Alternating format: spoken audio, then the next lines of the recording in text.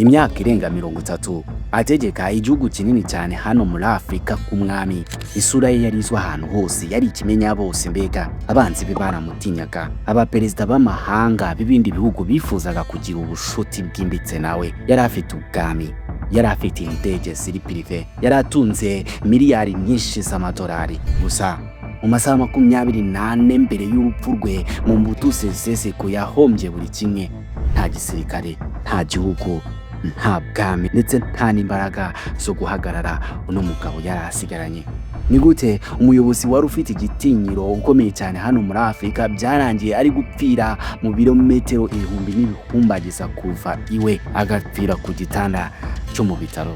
Mbere yuko dukomeza, reka nkubwire niba ukunda inkuru nk'izi, banza urebe aho handitse like uyikande, nurangiza urebe niba utarakanze subscribe uyikandeho, hanyuma niyo nzogera uyitanire on kugira ngo ujye ubasha kubona ibiganiro byacu turekuye buri munsi. Si cyo gusa, uze no kunyarukira muri comment section utwandikire cyane cyane utubwire byinshi utekereza kuri uyu mugabo Mobutu Sese Seko. Ikaze kuri Muri Matoxi.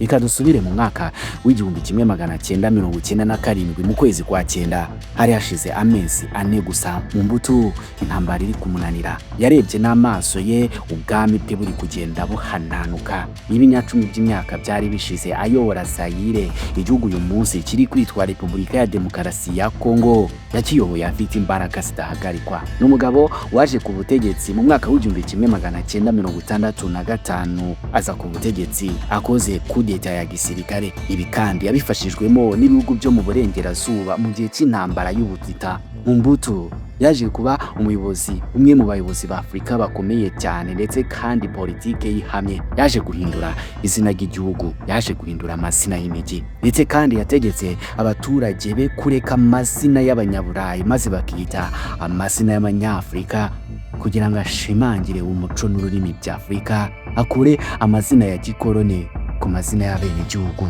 Gusa inyuma y'ama speech akomeye cyane, parade zihambaye za gisirikare n'ibindi bintu bikomeye cyane mu gihugu, ku rundi ruhande ruswa iri kugenda imunga guverinoma ye. Abaturage basanzwe bari kwicwa n'ubukene, mu gihe Mobutu we yarari kugenda yigwizaho miliyari nyinshi z'amadolari ubukungu bwe ku giti cye. Uko imyaka yagendaga ishira, imbaraga ze zagendaga zikura, kandi bigaragara ko izo mbaraga zitagomba kujegajezwa. Gusa hagahora gahanze ibyo byaje guhinduka. Mu mwaka w'1996 umutwe witwaje intwaro waje kuvuka mu burasirazuba bwa Zaire. Umutwe wari uyobowe n'uwitwa Laurent-Désiré Kabila, ndetse n'umutwe bivugwa ko wafashwaga n'igihugu cy'u Rwanda ndetse na Uganda. Byose bikaba byarashakaga gukuraho guverinoma ya Mobutu nyuma y'umwaka w'1994 ubwo jenoside yakorerwaga abatutsi yari imaze guhagarikwa. Hanyuma icyahoze ari ingabo za leta yatsinzwe ex-FARC ndetse n'interahamwe bikambukira muri Congo. Icyo gihe muri iyo ntambara umujyi ku wundi wagiye wigarurirwa n'inyeshyamba za Désiré Kabila.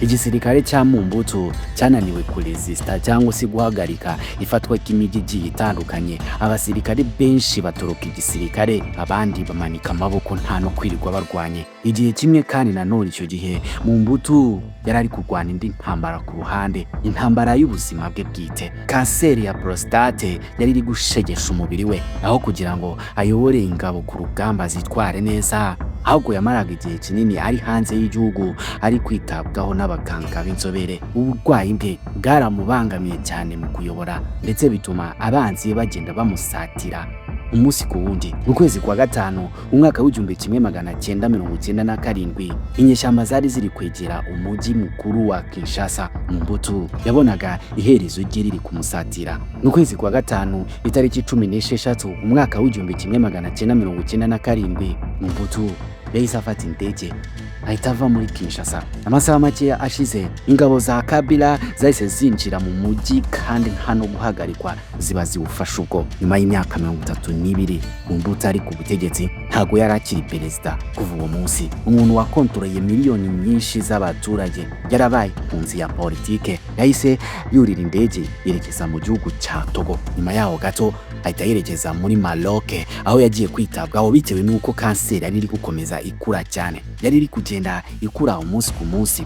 buri cyumweru niko imbaraga ze zagendaga zirangira. Mu kwezi kwa 9 itariki 6 umwaka w'1997 Iraba, umugwa mukuru wa Maroc, indani rwagati mu bitaro bya gisirikare byitiriwe Muhammad wa gatanu, hari kuvugwa indi nkuru iteye ubwoba. Umugabo uzwi cyane w'igihangaje mu kwambara ingofero zikoze mu ruhu rw'ingwe, akayobora n'ububasha bukomeye cyane, byari kugenda arangirira ku gitanda cyo muri ibyo bitaro. Umubiri we wari waranyunyutse ku rwego ruteye ubwoba. Kanseri yari yaramutwaye imbaraga zose ku buryo byari bigoranye ko ashobora no kuba yahaguruka agahagarara. Nta kindi abadokteri bari bakibasha gukora uretse kumutera inshinge zimugabanyiriza uburibwe. Umugore we ndetse n'umuryango we wa hafi bamugumye impande hanze y'ibitaro, ariko nanone ubuzima bwarakomeje nk'ubusanzwe. Mu gihe ibirometero bya kure uvuye Iraba, igihugu yahoze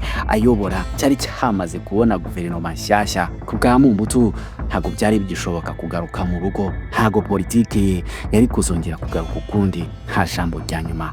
Ahubwo ku mugoroba aho ku itariki 7 ukwezi kwa 9 mu mwaka w'1997 Mobutu yahise yitaba Imana ku myaka 66, ataguye ku rugamba, atishwe, ahubwo ari uburwayi bwa kanseri ya prostate bwari bumuhitanye. Byari iherezo rya politike ye ndetse n'ingoma ye ndetse n'ubuzima bwe. Abantu benshi bajya bibaza ko Mobutu yaba yarishwe mu ntambara yiswe First Congo War, intambara ya Congo ya mbere. Gusa nanone ushobora kumva impamvu bashobora gutekereza gutyo, kubera ko igihugu cyari kiri mu ntambara nyine, kubera ko imijyi itandukanye yari yafashwe. Ariko yapfuye inyuma y'amezi 4 ibyo byose bibaye, ndetse yaranahunze. Intambara yashyize iherezo kuri perezidanse ye, hanyuma kanseri ishyira iherezo ku buzima bwe. Ibyo ni ibintu bibiri bitandukanye bikunda gukonfuzinga abantu, aho kugeza n'uyu munsi Mobutu ari umwe mu bayobozi ba Afurika bavugwaho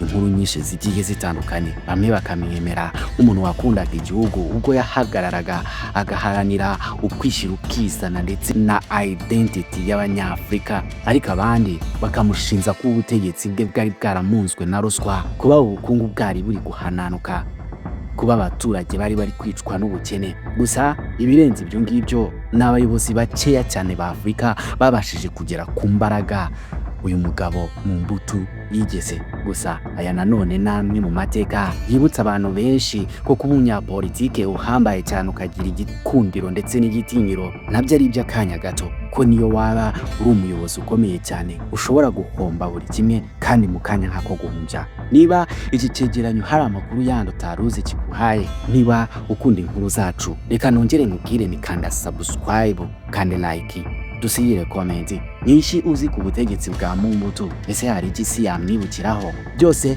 duhurire muri comment. Ibihe byiza.